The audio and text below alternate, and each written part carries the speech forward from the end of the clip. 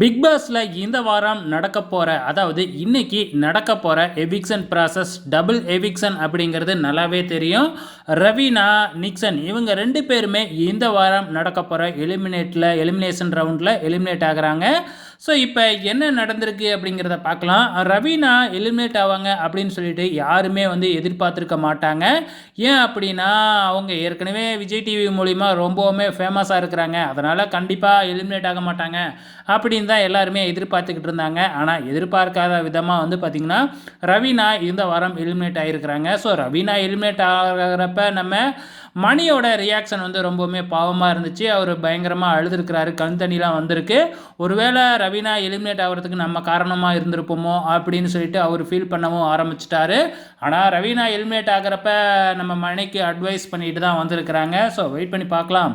நம்ம மணி ரன்னராக வர்றதுக்கு வாய்ப்புகள் இருக்குது. வெயிட் பண்ணி பார்க்கலாம்.